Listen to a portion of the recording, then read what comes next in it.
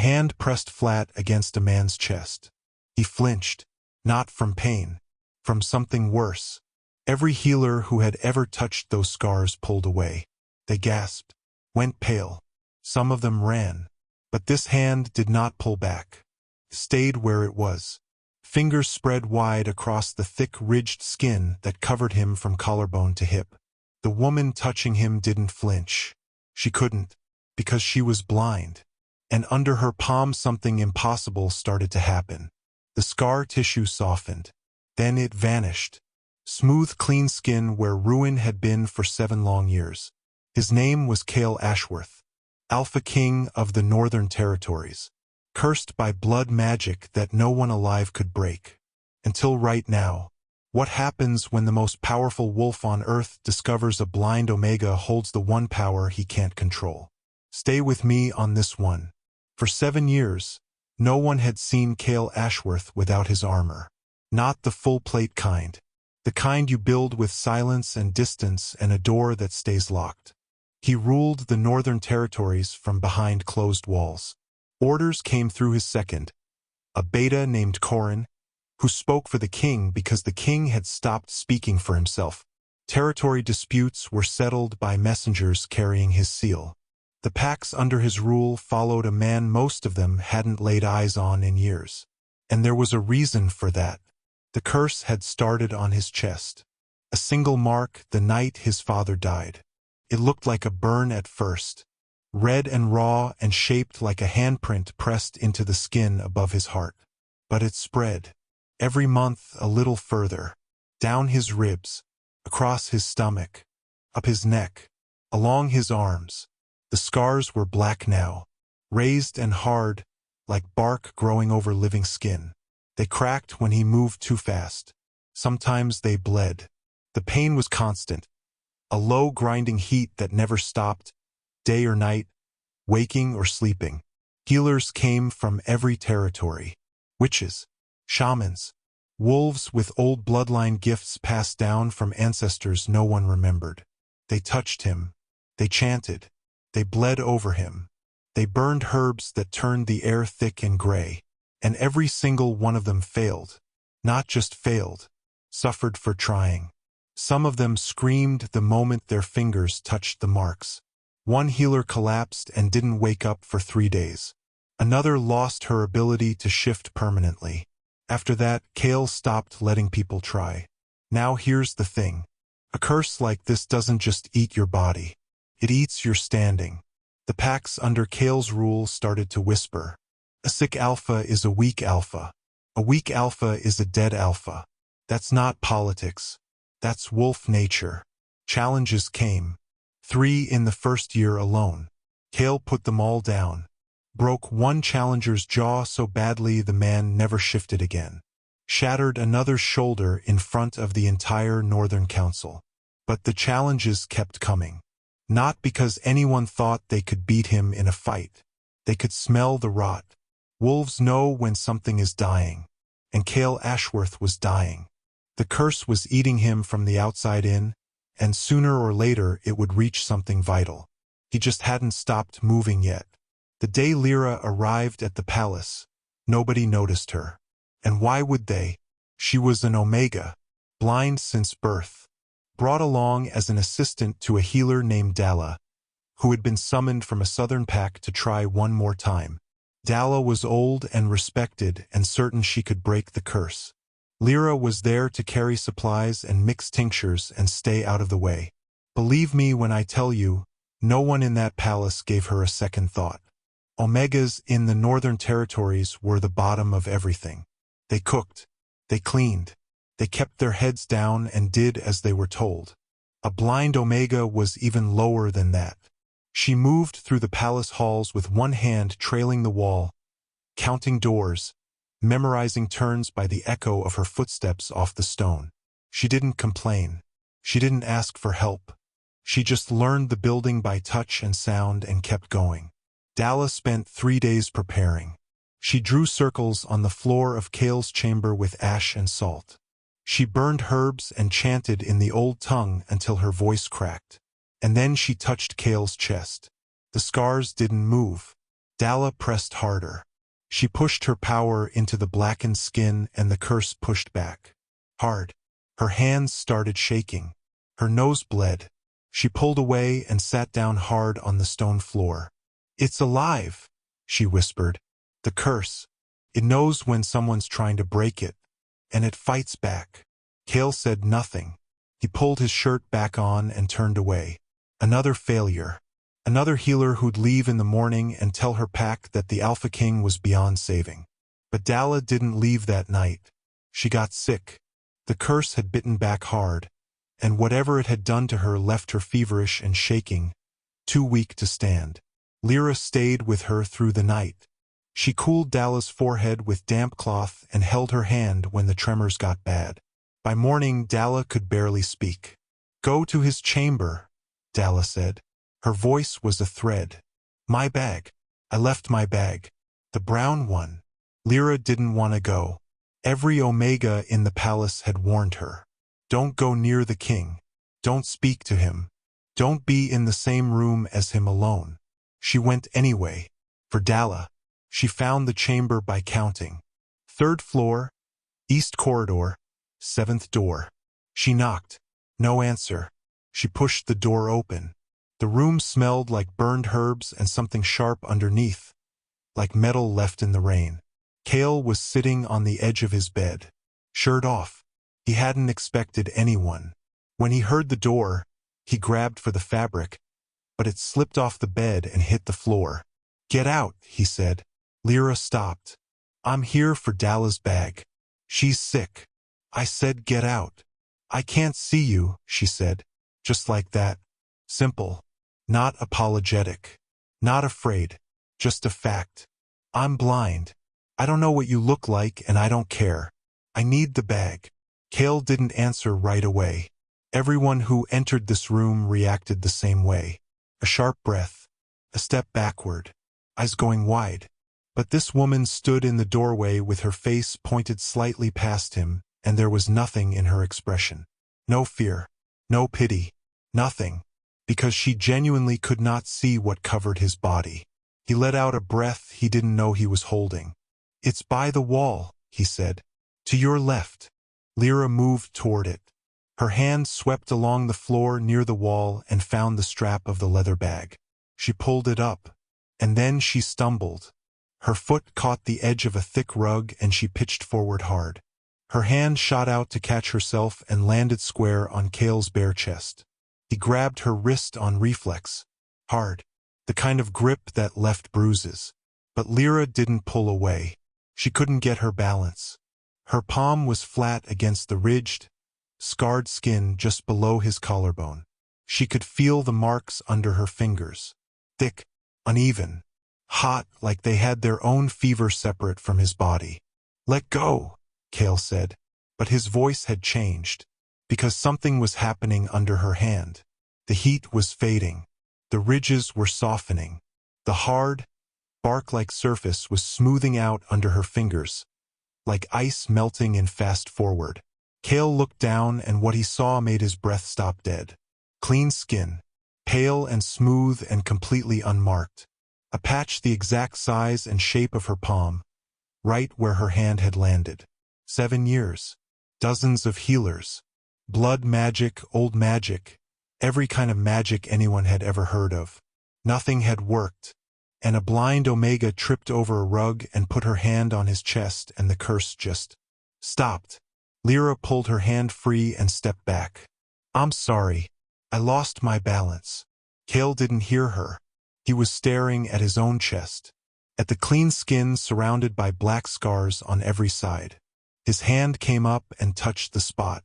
Smooth, real. He pressed his fingers into it like he expected it to disappear.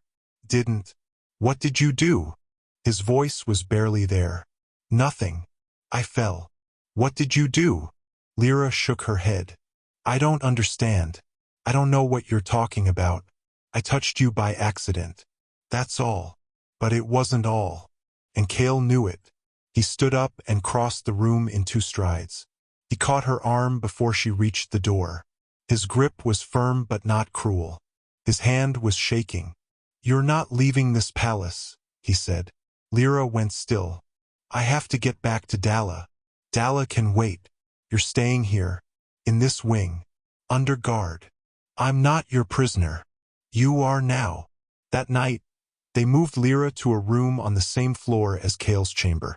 It was the nicest room she'd ever been in, not that she could see any of it. The bed was soft. The fire was warm. Someone brought her food on a tray.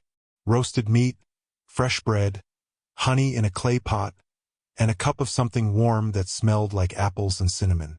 She sat on the edge of the bed and ate slowly. The palace was quiet. Through the stone walls she could hear guards making their rounds. The crackle of the fire beside her. It was peaceful. She thought about Dala downstairs. She thought about Cale's broken voice when he asked what she'd done.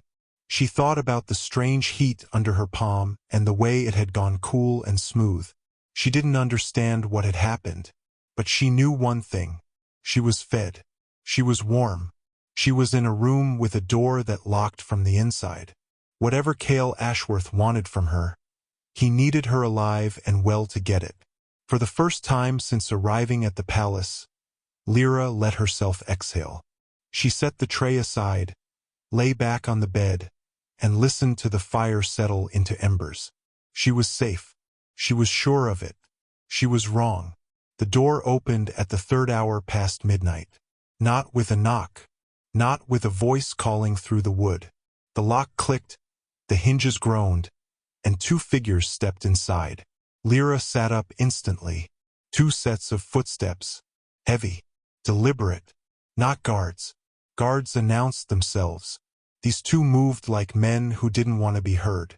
Get up, a voice said. Low. Male. Not Cale. Lyra didn't move. Who are you? A hand closed around her forearm and yanked. Hard.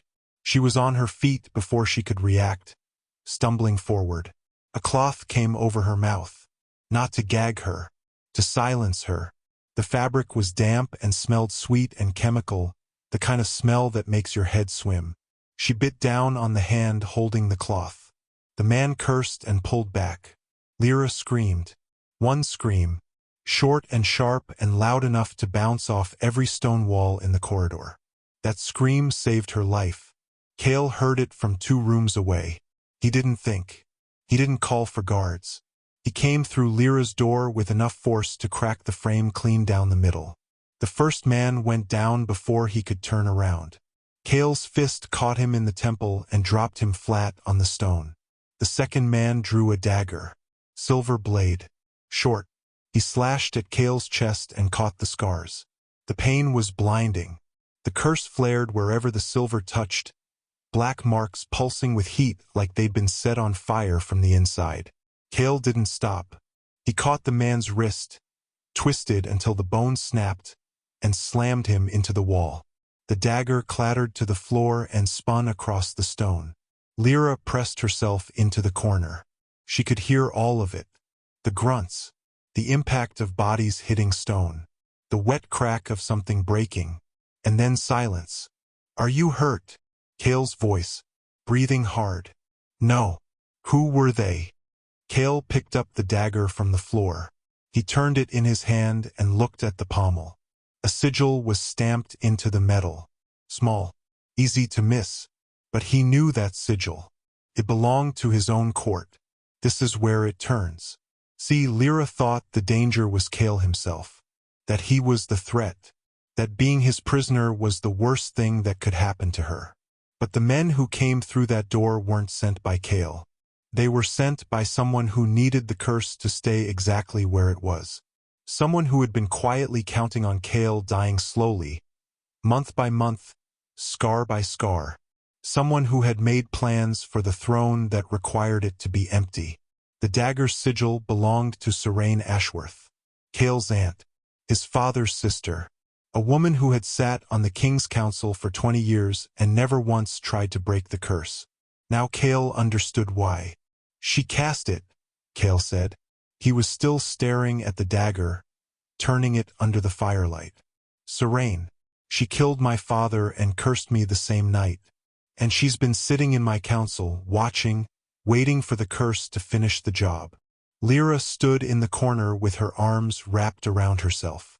And I can undo it, which makes you the most dangerous person in this palace. To her, something shifted between them in that moment, not just in the room, inside their bodies. When Chaol had fought those two men, Lyra had felt something she couldn't explain. A pull, a tug behind her ribs, like a cord connecting her chest to his, had suddenly gone tight. She felt his pain when the dagger caught his scars. Not imagined it. Felt it. A flare of heat across her own chest where no mark existed. And Chaol had felt her fear, not heard her scream and come running. He had felt the terror hit him like a wave 2 rooms away, before the sound even reached his ears. That's why he moved so fast. He didn't react to the scream. He reacted to her. A mate bond. Unasked for by either of them. Unchosen. Locked into place the moment her skin healed his.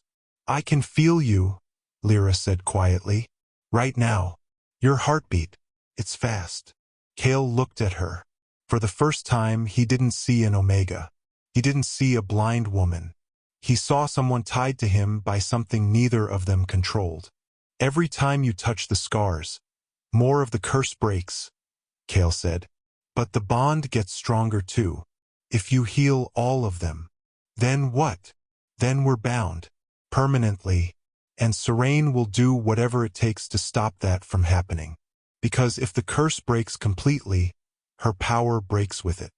If you're still with me, hit that subscribe button. Because what happened next changed everything. Chaol doubled the guards on Lyra's corridor.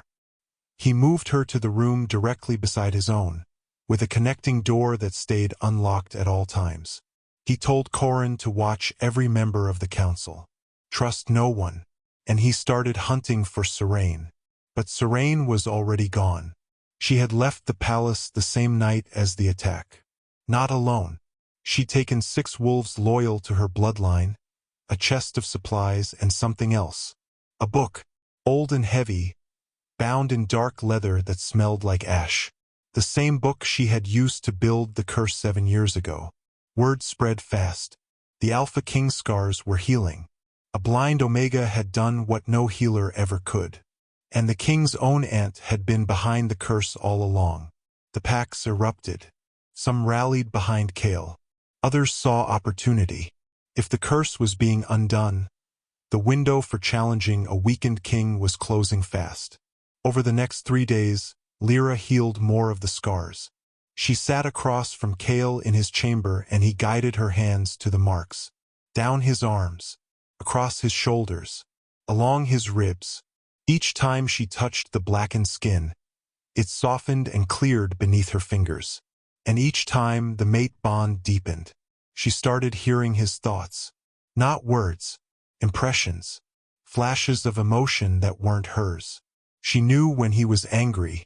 She knew when he was afraid, even though he never admitted fear to anyone. She knew he hadn't slept in 2 days because every time he closed his eyes, he saw that silver dagger heading for her throat. But she couldn't reach the last scars. The ones directly over his heart. The deepest marks. The first ones the curse had ever laid down, 7 years ago on the night his father died. Every time her fingers got close, those scars burned hot enough to blister her skin and force her hands away. The curse was protecting its core, its foundation, and it was getting desperate, fighting harder with every inch of ground it lost. On the 4th night, Sarene came back. Not through the front gate, through the old tunnels beneath the palace that hadn't been used in 3 generations. She came with her wolves and her book and a single purpose. Kill the Omega before the last scars could be touched. Lyra felt her coming. The bond had sharpened everything. Not her sight. She would never have sight. But she could feel wrongness now, the way you feel a change in pressure before a storm. Something cold and hateful was moving through the stone below her feet. Chaol. She was on her feet, hand pressed against the connecting door. She's here. Below us. Coming up fast. Chaol shifted. Not partially. Fully. The black wolf that emerged was massive, bigger than any wolf in the Northern Territories. scarred even in this form, the dark marks cutting jagged lines through silver-gray fur. He pressed his side against Lyra, and she put her hand on his back, fingers gripping the thick fur. He guided her through the palace corridors, down the wide stone stairs, through the great hall doors. Siraine stood at the center of the hall, a circle drawn in ash around her feet. The book open on the floor, pages fluttering in a wind that came from nowhere. Her wolves flanked her on both sides, 6 of them, teeth bared, hackles high. "You should have died quietly," Siraine said. She was looking at Chaol, like your father did, on his knees, in the dark, without a sound. Chaol charged. His wolves met hers at the edges of the hall. The sound was terrible, snarling, tearing, claws on stone, bodies slamming into pillars hard enough to crack them. Chaol went straight for Siraine, but she was ready for him.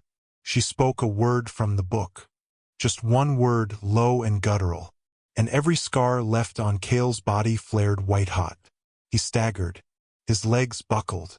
He dropped to one knee on the stone floor, jaws open, a sound coming from his throat that was half growl and half something worse. "Every scar I gave you answers to me," Siraine said. She walked toward him slowly, hands at her sides. "Did you really think a blind girl could undo what I spent years building into your blood? The heart scars hold. They will always hold. And when they finish closing around that beating muscle in your chest, you'll die the same way he did. On your knees. Alone." Chaol couldn't move. The pain was crushing him from the inside out. He could feel the scars around his heart tightening like fingers closing into a fist, each one pulling tighter, squeezing the beat out of him one pulse at a time. Lyra couldn't see any of it, but she felt all of it. Through the bond, she felt his heart stuttering. She felt the curse squeezing. She felt him starting to go dark, the connection between them flickering like a flame about to die. She ran, not away from the danger, toward it. A blind woman sprinting across a stone floor in the middle of a wolf fight, with nothing to guide her except the pull of a bond she'd had for less than a week. She tripped once on something, caught herself, kept going.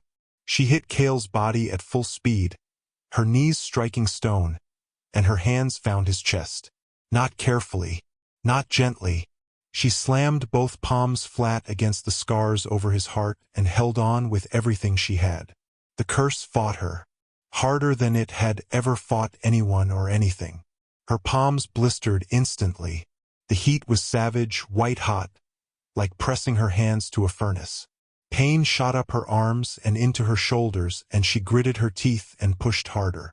She could feel the curse underneath, alive and furious, twisting against her touch like something trapped and desperate. "You can't," Siraine shouted. She was running toward them, hands raised, another word forming on her lips. "Those scars are mine. They answer to my blood and no one else's." "They answer to me," Lyra said. And they did. Under her burning hands, the heart scars softened. The black faded to gray, then to nothing. The ridges flattened into smooth skin.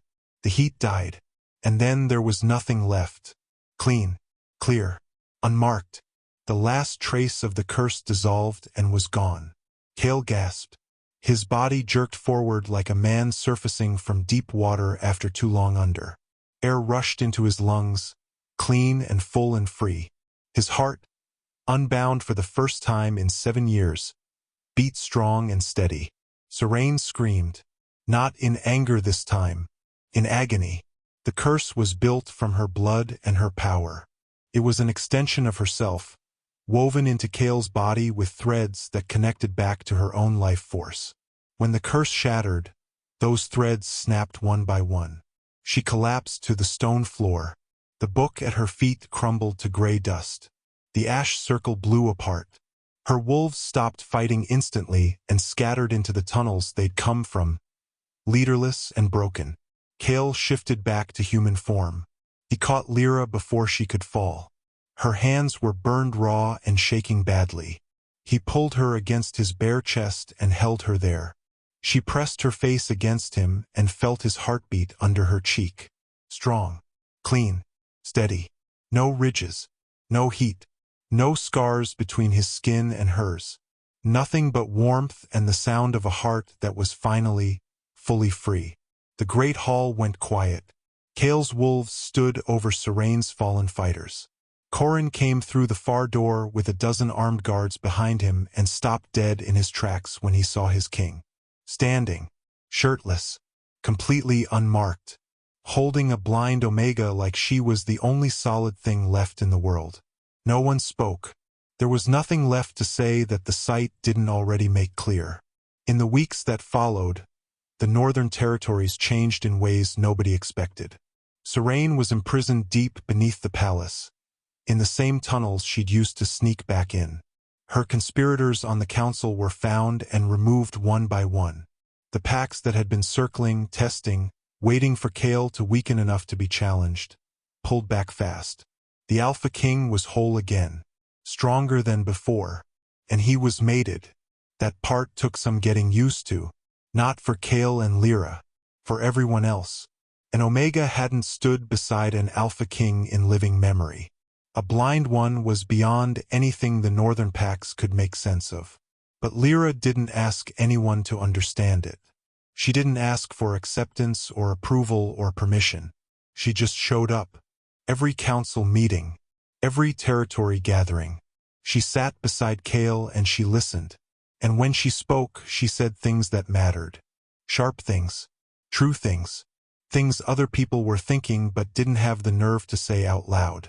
Because she'd spent her entire life listening when everyone around her was busy looking. When you can't see, you learn to hear what people actually mean underneath the words they choose. Cale was different too. The armor was gone. Not steel armor. The other kind. The walls he'd built out of silence and isolation and doors that stayed locked from the inside. They came down. Slowly at first. Then faster. He started speaking at council meetings himself instead of sending Corrin with his words. He walked the palace grounds in broad daylight without covering himself. He let people see him whole for the first time in 7 years and didn't look away when they stared. The scars were gone from his skin, but the memory of them wasn't. Lyra knew that better than anyone. She could feel it through the bond every single day.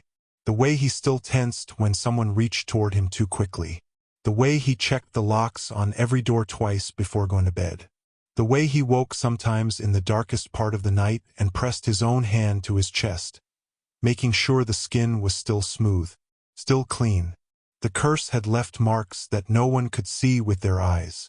Those would take longer to heal than any scar ever had. But they would heal. She knew that.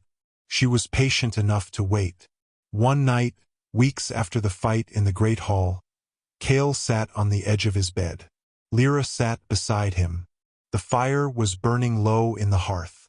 The palace was quiet and settled around them like a held breath. He took her hand, gently, and he pressed it flat against his chest, right over his heart, the exact spot where the deepest scar had been, where she'd held on while the curse tried to burn through her hands and tear her apart. Smooth skin under her palm, warm, a steady heartbeat underneath, strong and even and unhurried. Lyra smiled, not because she could feel that the scars were gone. She had never experienced them the way everyone else had. To her, they had always been just texture under her fingers. What she felt now was him, his heartbeat, his breathing, the quiet calm of a man who wasn't carrying pain in his chest anymore. "You know why it worked," she said softly. "Don't you? Because you couldn't see them." "No, because I didn't need to see them." She pressed her palm a little firmer against his skin. Everyone who tried to break the curse was trying to fix what they could see. The marks, the damage, the ruin all over your body. They looked at you and saw something broken. I couldn't see any of that. So when I touched you, I wasn't trying to fix anything at all. I was just touching you. Cale put his hand over hers, palm over palm, the same position that had started everything, right here in this same room, when she tripped over a rug and changed both their lives forever. The curse fed on fear, he said. Every healer who touched me was afraid of the marks. The curse used that fear like fuel to push them out, to punish them for trying. But you, I wasn't afraid of the marks. You were never afraid of me. That's not true. She turned her hand under his so their fingers laced together. I was terrified the night those men came for me in my room. I was terrified in the great hall when I felt you dying. I was afraid every single time I touched those scars and felt them fight back against my hands. But you didn't stop. No, I didn't. Why? She was quiet for a moment. The fire popped softly and settled lower. Because I could feel your heart, she said. Under all of it, under the scars and the curse and the pain, I could feel it beating, and it felt like it was beating for me. Cale leaned forward and pressed his forehead against hers. They stayed like that, two people sitting together in a quiet room, bound by something that started with an accident and became a choice they made together. Something no curse could outlast. A hand on a chest. That's how this story began. That's how it ends. The same gesture, but different in every way that matters. The first time was a stumble in a dark room. The last time was a decision made with open eyes. The first time she couldn't see his scars. The last time there were no scars left to see. And the most powerful wolf on earth learned something that no amount of strength or magic or authority could have taught him. The thing that broke his curse wasn't power. It wasn't ancient ritual. It wasn't bloodline or sacred gift or brute force. It was a woman who reached out and touched him without flinching. Not because she was brave. Not because she was chosen by destiny. Because she never saw the monster. She only ever felt the man. That was enough. Believe me, that was more than enough.